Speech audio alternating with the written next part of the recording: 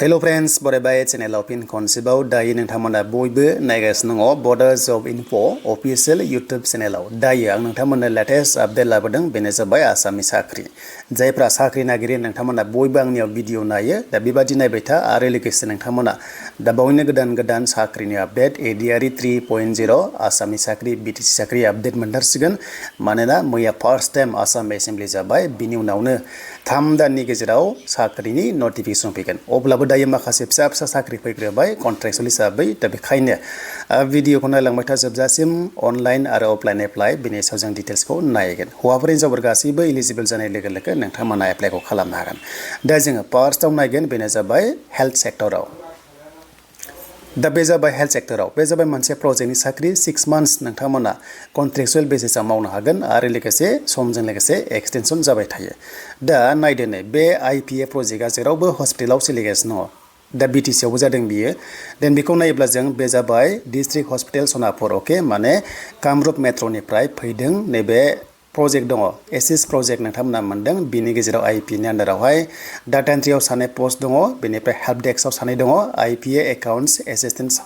सासे दङ हाउसकीपिं स्टाफ सासे दङ देन बेनिफ्राय फार्स्टनिया डिग्री पास खालामनानै कम्पिउटार नलेज थानांगोन 6 मान्थ्स मिनिमाम बेनिफ्राय सेकेन्ड पोस्टआ जाबाय एचएस पास खालामनानै बेयावबो बेसिक कम्पिउटार नलेजआ थानांगोन आरो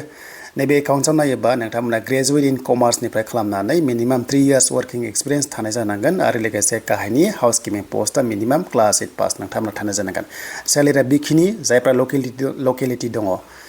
जायफ्रा लकेलनि दङ स' बेखौ एप्लाइ खालामबानो जाबाय अके स्टेन्डार्ड फर्माव नोंथांमोना फिलआप खालामनानै साबमिट खालामनांगन दा बे मोनसे कन्ट्रेक्चुअल जब बेनिफ्राय बिनि इन्टारभिउआ वाक इन इन्टारभिउ जागोन माने डाइरेक्ट बाइबा टेस्ट लानाय जागोन बेनो जाबाय 10 AM 29 मेयाव जागोन बियो बिनिखायनो बिनि डकुमेन्ट साबमिट खालामनाया लास्ट डेटआ 27 मेयानो लास्ट डेट दायो सोलिगासिनो दङ नोंथांमोना बे एड्रेसआ बे एड्रेसआव थांनानै साबमिट खालामनांगोन जायफ्रा लकेलिटी आरो गुबुनाबो खालामनो हायो जुदि नोंथाङा इन्ट्रेस्टेड दङबा बे जाबाय नाम्बार 1 आपडेट जों दानिया नेक्स्टआव थांनोसै दानिया जायफ्रा ड्राइभार पोस्टआव इन्ट्रेस्टेड दङ आनरिजार्भ पोस्ट मोनसे ओंखारना फैदों फिक्स पेआव 15,000 कन्ट्रेक्चुअल हिसाबै एलएमबी लाइसेन्स थानांगोन मिनिमाम क्लास 8 पास 10 पासबाबो हागोन जायखिजाया मिनिमामासो क्लास 8 पास बेनिफ्राय मेक्सिमाम खोथा गैया नाथाय लाइसेन्स थानांगन आरो बे जाबाय पियरलि माने कन्ट्रेक्चुअल बेसिसआव नोंथांमोना नैबे डिस्ट्रिक्ट लिगेल सार्भिस अथरिटी धुब्रियाव बे पोस्टआ ओंखारदों बेखायनो स्टेन्डार्ड फर्माव नोंथांमोना फिलआप खालामनांगोन बैसोआ 18 निफ्राय 40 इयार्ससिम बे पोस्टआव हागोन आरो बिनि सिलेक्शन प्रसेसआ ड्राइभिं टेस्ट दङ बेनिफ्राय बाइबा टेस्ट दङ ओके दा जुदि एप्लाइ खालामनोबा नोंथांमोना नैबे एड्रेसआ बे एड्रेसआव थांनानै साबमिट खालामनांगोन आरो बिनि इन्टारभिउआ जेब्ला जायो थ' नोंथांमोना डिटेल्सखौ मोनगोन दा बेखायनो गासैबो डकुमेन्ट्सखौ जेरक्स कपि खालामनानै सेल्फ टेस्ट होबानो जाबाय आरो गांथाम फट' कपिस नोंथांमोना होथारनांगोन होमबासो नोंथांमोनखौहाय बावहाय एक्सेप्ट खालामगोन ओके बे जाबाय नोंथांमोननि ड्राइभार पोस्टआव आरो जों नेक्स्टआव दानिया थांबावनोसै दा जों नैबे आईपीए प्रजेक्टनि बैसोआ 18 इयार्सनिफ्राय बेनाबो 40 इयार्स जागोन दे बेखिनिया जाखायो थ' टेनसन नोंथांमोना लानाङा बेयाव लिरनाय गैयाबाबो नोंथांमोना मा बावहाय एप्लाइ खालामनो हागोन बैसो 18 निफ्राय 40 इयार्स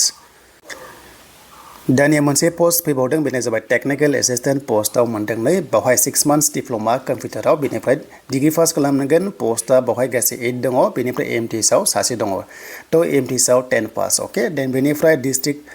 आरो लोगोसे सार्च लेभेल बेबादि मोनदों आरो डिस्ट्रिक्ट लेभेल बेबादि दं पोस्टआ दा बे जाबाय लकेसना हाइलाकान्दियाव स' हाइलाकान्दियाव नोंथांमोना श्रीभूमियावहाय थांनानै साख्रि मावनो हागोन बेखायनो बे जाबाय मोनसे कन्ट्रेक्चुअल बेसिसआव नोंथांमोना सर्ट टार्म मोननो हागोन मानोना आपकामिं सेन्सास फैगासिनो सेन्सासआ जागोन 2027 आव बिनिनो खामानि मावनांगोन पोस्टआ टेक्निकेल एसिस्टेन्ट आरो लोगोसे एमटिएस पोस्टआव दा बिनि सेलेरि नायोबा डिग्रीना 25,000 आरो एमटिएस लेभेला एसे खम जागोन 18,000 पर मान्थ नोंथांमोना बेवहाय मोननो हागोन दा बेनि एप्लाइबो स्टेन्डार्ड फर्मावसो नोंथांमोना खालामनांगोन नैबे होनाय एड्रेस दङ बे एड्रेसखौ स्क्रिनशट खालामना ला आं बुंबाय थाला मानोना लकेसना गोजान जायो बेखायनो जुदि सोरबाफोर लकेलिटी दङबा बावहाय एप्लाइ खालामनांगोन बावहायनो माखासे गाइडलाइन्स दङ बेखौ नोंथांमोना नायबानो जाबाय स्क्रिनशट खालामनानै दा बेनिफ्राय नोंथांमोना बेखिनियाव जुदि इन्ट्रेस्टेड दङबा हाइलाकान्दियाव थांनानै इन्टारभिउखौ होनो हागोन अके बे जाबाय लेटेस्ट आपडेट दानि फैबावबाय फिन खनसेबाव नगावनिफ्राय साख्रि फैदों बेनो जाबाय ड्राइभार पोस्टआव कन्ट्रेक्चुअल हिसाबै 15,000 फिक्स पे मोनगोन आनरिजार्भ पोस्ट दङ एसटिफ्राबो गासैबो एप्लाइ खालामनो हायो बैसोआ 18 निफ्राय 40 इयार्ससिम नोंथांमोना हागोन आरो जोंनि एसटिआ 45 इयार्ससिम minimum class 8 pass minimum LMV driving licence थानांगोन बेनिफ्राय एमप्लयमेन्ट एक्सपिरियेन्स नांथारगोन आरो बिनि इन्टारभिउआ ड्राइभिं टेस्टआव 50 मार्क्स बेनिफ्राय भाइभायावहाय 50 मार्क्स दङ देन बिनि लास्ट डेटआ नोंथांमोना 2 जुनसिम दङ नोंथांमोना स्टेन्डार्ड फर्मआव फिलआप खालामनानै गासैबो डकुमेन्ट्सखौ जेरेक्स कपि खालामनानै सेल्फ एटेस्ट होनानै नैबे होनाय एड्रेसा बाव नोंथांमोना साबमिट खालामनांगोन नगावहाय बेनिफ्राय जायफ्रानोखि गोसो दङ स' नोंथांमोना जाहाथे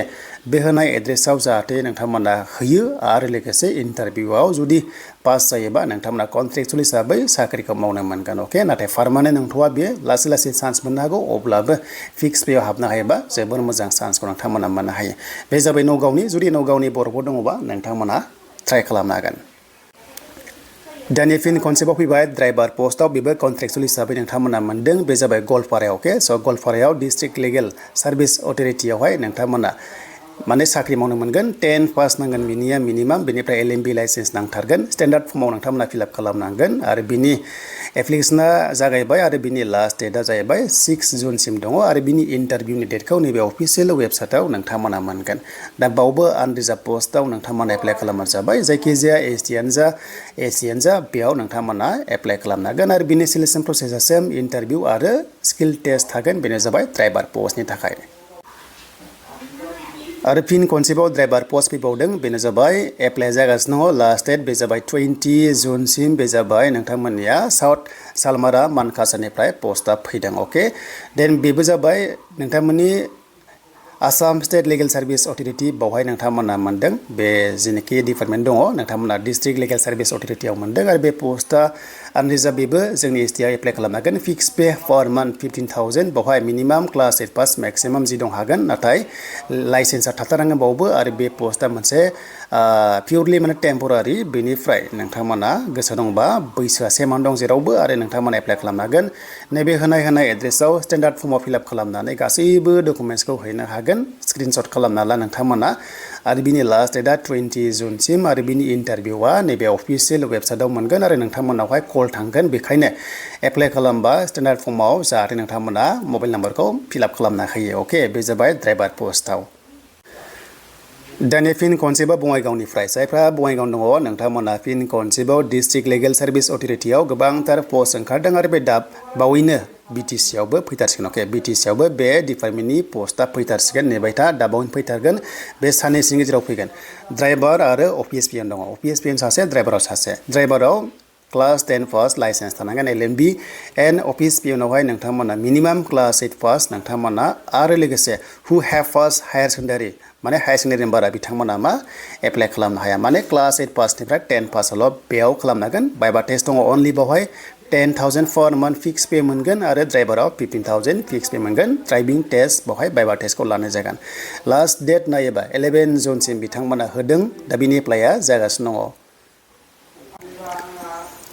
दा बेखौ एप्लाइ खालामबा स्टेन्डार्ड फर्मआव फिलआप खालामनानै नोंथांमोना जि होनाय एड्रेस नैबे एड्रेसाव जाहाथे ड्रप बक्सआव हैनो हायो आरो लोगोसे नोंथांमोना बेखौहाय जाहाथे जि लकेलिटि दङ एप्लाइ खालाम आरो जुदि गोजान दंबाबो नोंथांमोना थांनानै हैनो हागोन आरो अके देन बैसो 18 निफ्राय 40 इयार्स बाट 45 इयार्ससिम जोंनि एसटिआ हायो आरो जायफ्रा साख्रि मावखायो नोंथांमोना एनअसि होनानैबो बावहाय एप्लाइखौ खालामनो हायो देन बेनिफ्राय ड्राइभाराव 50% नोंथांमोना ड्राइभिं टेस्ट बेनिफ्राय 50% जाबाय बाइबा टेस्ट बे दङ आरो बेनिफ्राय नोंथांमोना जिनोखि पास जायोबा थ' बावहाय साख्रि आरो अफिस पेना जाहैबाय 100 मार्क्सनि बावहाय माने इन्टारभिउआव जागोन बाइबा टेस्टआ आरो अके बे जाबाय बङाइगावनिफ्राय जायफ्रा दङ नोंथांमोना एप्लाइ खालाम दानिया फैबावबाय फिन कनसेप्टआव बेनो जाबाय टेक्निकेल एसिस्टेन्ट आरो लोगोसे एमटिएस ओंखारदों बे जाहैबाय बिस्वनाथनिफ्राय फैदों जायफ्रा बिस्वनाथनि दङ नोंथांमोनाबो एप्लाइ खालामनो हागोन 25,000 पर मान्थ टेक्निकेलाव आरो एमटिएसआव 18,000 पर मान्थ मोनगोन बे जाबाय डिस्ट्रिक्ट लेभेलाव बे होनाय नोंथांमोना होनायाव जायगायाव माने पस्टिं जागोन जेरै गहपुर सार्कोल अफिसावबो जाहैगोन हेलेमावबो जाहैगोन बिस्वनाथआव जाहैगोन नादुवार दङ बेनिफ्राय डिस्ट्रिक्ट डिसि अफिसाव बावबो दङ आरो अके देन बेनिफ्राय नोंथांमोननि फरायनायनोबा टेक्निकल पोस्टआव नैबे गोजौनियाव डिग्री पास खालामनानै कम्पिउटार नलेजआ थानांगोन 6 months मिनिमाम आरो बेनिफ्राय एमटिएसआव नोंथांमोना एचएस पास खालामनाय जानांगोन ओके बेनिफ्राय बेसिक नलेज कम्पिउटार बा अफिसनि खामानिखौ रोंनाय जानांगोन आरो थ' बावहाय ट्राइ खालामनांगोन गासैबो माने कन्ट्रेक्चुअल हिसाबै नोंथांमोना 18 months बेहाय टार्म्सआ मोजां आरो नेक्स्ट आपकामिं सेन्सास 2020 सिमाव जागोन ना बिनिनो खामानिखौ अफिसियेल खामानिखौ मावनांगौ आरो अके देन बेनिफ्राय बिनि एप्लाइ डेट होनोबा नोंथांमोना मा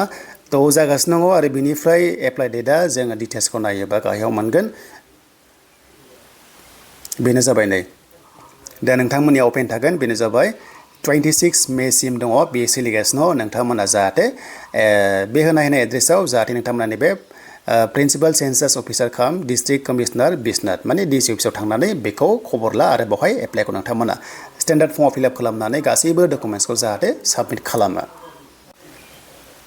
दानि फैबावबाय आरोबाव फिन खनसेबाव बेनो जाहैबाय ड्राइभार पस्टआव नगावनिफ्राय फैदों 15,000 पर मान्थ नोंथांमोना मोनदों आनरिजार्भ पस्टआव दङ 18 निफ्राय 40 इयार्स जोंनि एसटिआ 45 इयार्ससिम क्लास 8 पास मिनिमाम मेक्सिमाम खोथा गैया नाथाय एलएमबि लाइसेन्सआ थानांगोन बेनाबो स्किल टेस्ट आरो बाइबा टेस्ट दङ बेनिफ्राय नोंथांमोना गासैबो डकुमेन्ट्सखौ जेरेक्स कपि खालामनानै सेल्फ एटेस्ट दोननानै जाहाथे एप्लाइ खालामो लास्ट डेटआ 2 जुनसिम दङ नोंथांमोना करियारजोंबो हरनो हागोन आरो ड्रप बक्सआवबो हैनो हागोन जायखिजाया एप्लाइखौ बयबो खालामनो हागोन नैबे होनाय एड्रेसआव जाहाथे नोंथांमोना हरो आरो बिनिफ्राय नोंथांमोना ड्राइभिं टेस्टआ बिनिया 60% ड्राइभिं टेस्टखौ लानाय जागोन होनना बुंदों अके देन बेनिफ्राय जाहाथे बेखौ नायो आरो बेनिफ्राय जायफ्रानोखि इन्ट्रेस्टेड दङ होनाय पस्टआव एप्लाइ खालाम मानोना बेफोरबादि एडभार्टाइजमेन्टआव एप्लाइ खालामनानै गोबां जोंनि बर'फ्रा साख्रि मोनलांबाय रिसेन्टलि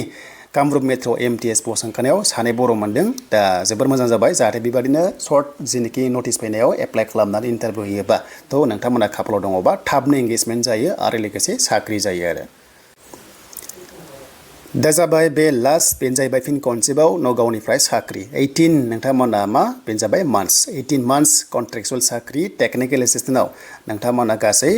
9 पस्ट मोनदों बेनिफ्राय एमटिएसआव सासे दङ 25,000 18,000 पर मान्थ नगावआव नोंथांमोना जबा बे जाबाय कन्ट्रेक्चुअल बेबो नोंथांमोना 18 मान्थ्स मोजां साख्रि टेक्निकेल पोस्टआव डिग्री पास खालामनांगोन 6 months मिनिमाम कम्पिउटार नलेज एमटिएसआव नोंथांमोना मा एचएस पास खालामनांगोन बावबो अके देन बेनिफ्राय बिनि एप्लाइनि प्रसेस दा बेनि एप्लाइ होनोबा दा जायनोखि इन्ट्रेस्टेड दङ लकेलिटि नगावनि दङ थ' दिनैनो अपेन जाबाय दा दिनै लाखिगोन दा बेनिफ्राय इन्टारभिउआ थाबैनो जागोन आरो जेब्ला जायो नोंथांमोना चेनेलाव आपडेटखौ मोननो हागोन आरो मोनसे बाथ्रा बे सेम पस्टआ बिटिसिआव गंबा जिल्लायाव दा बावैनो पस्टआ ओंखारगोन मानोना सेन्सासआ जेरावबो जागोन नालाय बिदिनो खामानिया जागोन दा बेखायनो नोंथांमोना जाहाथे इन्ट्रेस्टेड दङबा थाबैनो एप्लाइखौ खालामदो आरो लोगोसे भिडिअ नायबाय था आपडेटखौ नोंथांमोना मोनबाय थानो हागोन